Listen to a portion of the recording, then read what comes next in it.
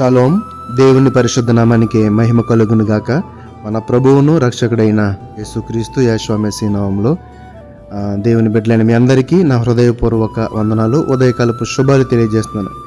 ప్రియులారా, ఎలా ఉన్నారండి? అందరూ బాగున్నారు కదా?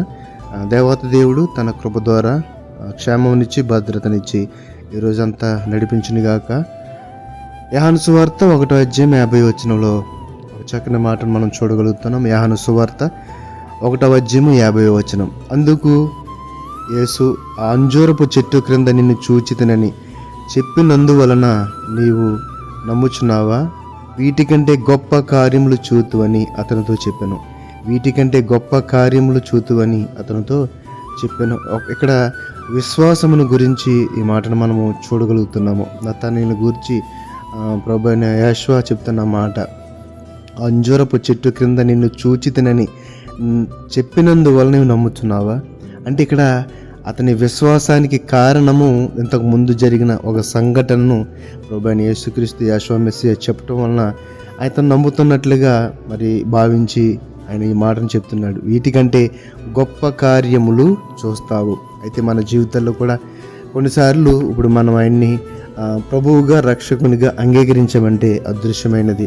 అంటే విశ్వాసము ద్వారా, కేవలము విశ్వాసం ద్వారా ఆయన అద్భుతాలు చేయ దేవుడని, ఆశ్చర్యకరుడని నమ్మి మనలందరినీ కూడా ఆయన రక్తము ద్వారా, ఆయన శరీరమును అర్పణ ద్వారా మనలందరినీ పాపం నుండి విమోచించాడని నమ్మి ఆయన ప్రభువుగా స్వీకరించారు కదండి.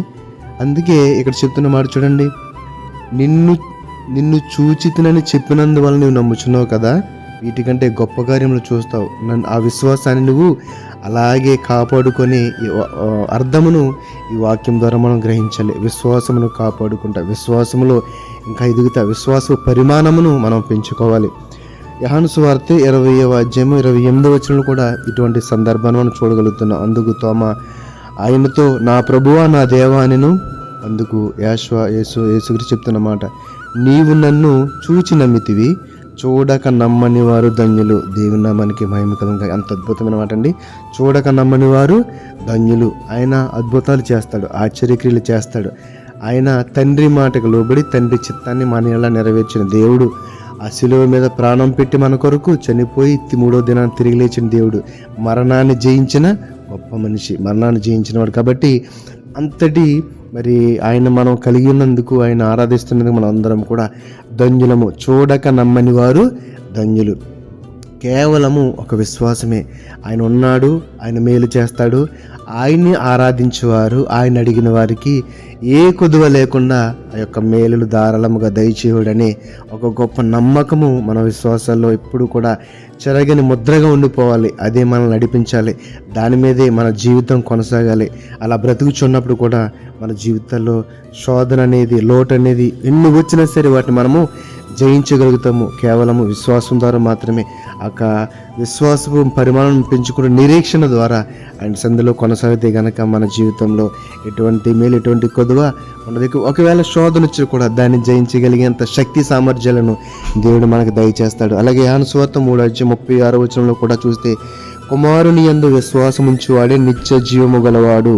కుమారుని యందు విశ్వాసముంచువాడే నిత్య జీవము గలవాడనే మాటను చూస్తున్నాం. అయితే మరి విధేయత కానివాడు ఏంటండి? ఆ కింద దానికి, కుమారునికి విధేయుడు కానివాడు జీవము చూడడు కానీ దేవుని ఉగ్రత వాని మీద నిలిచిండు. కాబట్టి మనకి జీవము కావాలంటే, అంటే ఇక్కడ ఇదే కదండి బ్రతుకు. ఇక్కడ మనం పరదేశులము.